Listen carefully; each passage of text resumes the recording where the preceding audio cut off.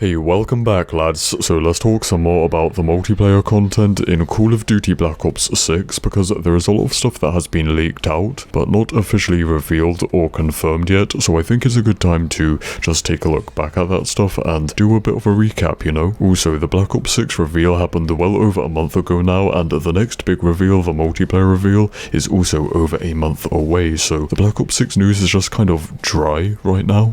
Anyways, if we put together all the leaked information that we've had over like the past 2 years, it gives us a list of almost all the multiplayer maps, weapons, score streaks and perks. So it turns out that we already know most of the content in this multiplayer, so I've previously made some graphics to help visualize all of that content. For example, here are all the multiplayer maps that we have seen or know about so far, which is 14 out of the total 16 multiplayer maps. We saw a bunch of gameplay clips of them in the reveal, but there are some others that we have not seen but have been leaked before. Like one piece of leaked artwork showed a map called Stealth based around an airbase with a stealth fighter jet located in a hangar. I can't show you that image, but it looks very similar to these real life things. There was also references found to a map called Mogadishu, which is the name of a city in Somalia, Africa, where the Black Hawk Down incident happened in real life, when 2 American helicopters were shot down, and yeah, that happened in real life right around the time that Black Ops 6 is set, so it makes sense that we would see that. Another leaked multiplayer map is just labelled as Island. That's probably not what it's going to actually be called, but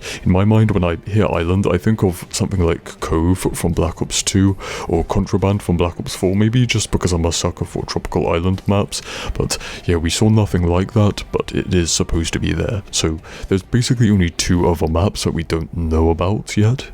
Oh, and of course there'll be Nuketown. The rumors are saying that it's going to be a desert Nuketown, surprise surprise, and it might be set in Iraq or something similar to that. And there is always the chance that some of these maps are DLC as well, because these leaks come from the Call of Duty HQ app, and in the files these maps are all labelled as being Black Ops 6, alongside some others that are definitely DLC, like Firing Range, the Black Ops 1 map that has been in every single Black Ops game apart from Cold War, and even Grind, a DLC map from Black Ops 2, the skate park map. So yeah, I would assume that those maps are being remastered as DLC sometime in Black Ops 6, but because they're already there in the files, it'll probably be early on.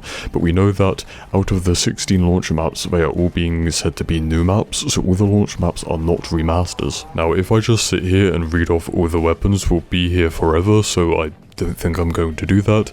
But yeah, as you can see, there is going to be a lot of weapons in this game, and they hyped up the fact that there is a bunch of them that we have never seen in any Call of Duty game before, which is always nice, I guess.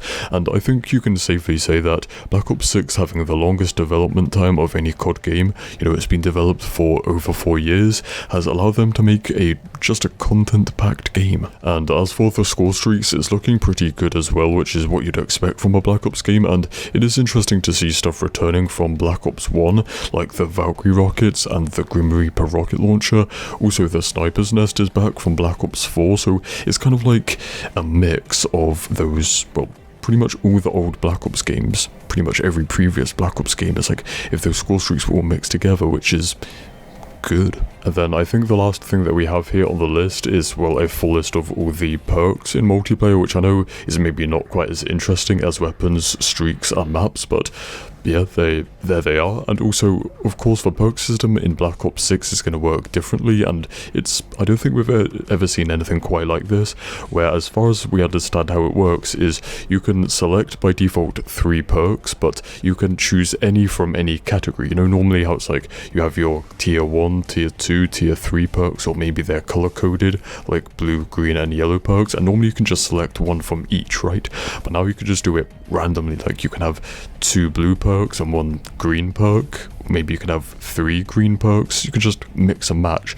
And then if you select 3 perks from one of the same categories, or the same category, so let's say you pick 3 blue perks, then you'll get basically an additional 4th perk that is to do with that playstyle. So yeah, there we have it. As I said, the multiplayer reveal is still over a month away, and it kind of feels strange, like we kind of know a lot, but at the same time we don't know much about the Black Ops 6 multiplayer. But that's the point of this video, is if you put it all together, we actually do know a lot, because we know pretty much all the most important content. So yeah, that's about that. Stay spicy, and I'll see you in the next one. Cheers.